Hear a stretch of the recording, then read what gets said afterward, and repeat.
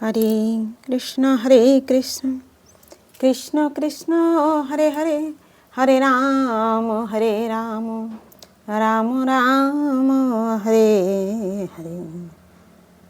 गुरु ब्रह्मा गुरु विष्णु गुरुदेव महेश्वर, गुरु साक्षात् परम ब्रह्म तस्मै श्री गुरवे नमः।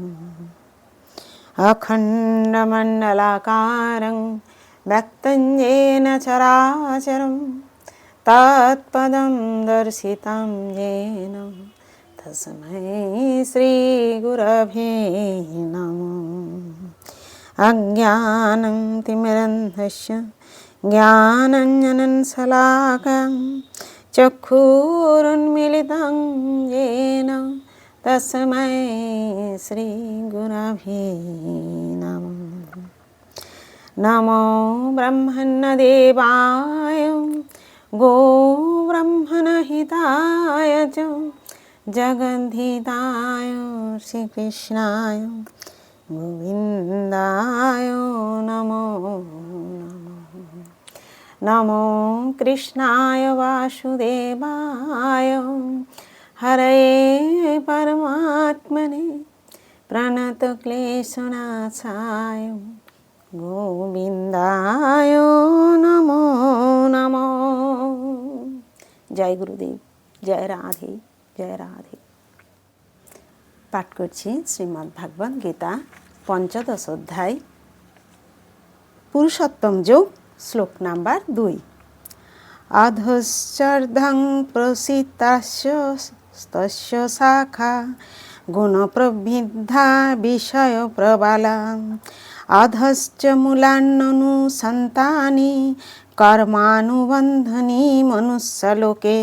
अध माने निम्नमुखी, च माने एवं, ऊर्ध्वम माने ऊर्ध्वमुखी, प्रसिता माने विस्तृत, तस्य माने तार, शाखा माने शाखा समूह, गुण माने जड़ प्रकृतिर गुण समूहेर द्वारा, प्रवृद्धा माने परिवर्धित, विषय माने इंद्रियर विषय समूह, प्रबाला माने पल्लव, अध माने निम्नमुखी, च माने एवं, मूलानि मूल समूह, अनुसन्ततानि माने प्रसारित, कर्म माने कर्मेर प्रति, अनुबंधनी माने आबद्ध, मनुष्यलोके माने नरलोके।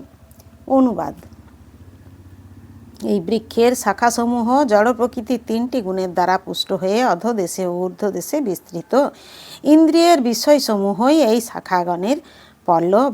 এই বৃক্ষের অধদেশে প্রসারিত মূল আছে এবং সেগুলি মনুষ্যলোকে সকাম কর্মের বন্ধনে আবদ্ধ। তাৎপর্য: সেই অশ্বস্থ বৃক্ষটির বর্ণনা সম্বন্ধে এখানে পুনরায় ব্যাখ্যা করা হচ্ছে।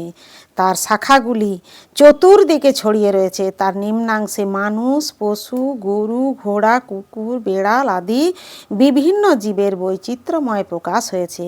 এরা অধোমুখী শাখাগুলিতে অবস্থিত এবং ঊর্ধ্বমুখী শাখাগুলিতে রয়েছেন দেবতা, গন্ধর্ব আদি উচ্চ প্রজাতির যে সমূহ। বৃক্ষ যেমন জলের দ্বারা পুষ্ট হয়, তেমনি এই বৃক্ষটি পুষ্ট হয় জড় প্রকৃতির 3টি গুণের দ্বারা। কখনো কখনো আমরা দেখি যে জলের অভাবে কোনো জমি অনুর্বর, আবার কোনো জমি খুব উর্বর। তেমনি জড় প্রকৃতির গুণের মাত্রা অনুসারে বিভিন্ন জায়গায় ভিন্ন ভিন্ন রকম প্রজাতির প্রকাশ হয়। সেই বৃক্ষের পল্লবগুলিকে ইন্দ্রিয়ের বিষয়সমূহ বলে বিবেচনা করা হয়ে থাকে। প্রকৃতির বিভিন্ন গুণের বিকাশের ফলে ভিন্ন ভিন্ন ইন্দ্রিয়ের বিকাশ হয় এবং ইন্দ্রিয়ের দ্বারা আমরা নানা রকম ইন্দ্রিয়ের বিষয় ভোগ করি। চক্ষু, কর্ণ, নাসিকা আদি ইন্দ্রিয়গুলি শাখার অগ্রভাগ, যা বিভিন্ন ইন্দ্রিয় গ্রাহ্য বিষয়গুলি উপভোগের প্রতি আসক্ত। তার পল্লবগুলি শব্দ, রূপ, স্পর্শ আদি ইন্দ্রিয়ের বিষয় বা তন্মাত্র। তার শাখা মূলগুলি নানা রকম সুখ ও দুঃখজাত আসক্তি ও বিরক্তি।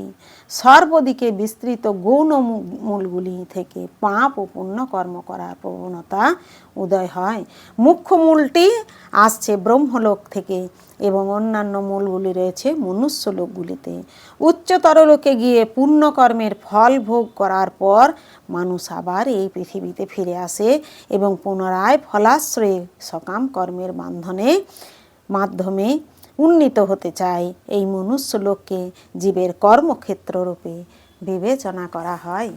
হরে কৃষ্ণ কৃষ্ণ কৃষ্ণ হরে হরে, হরে রাম রাম রাম হরে হরে।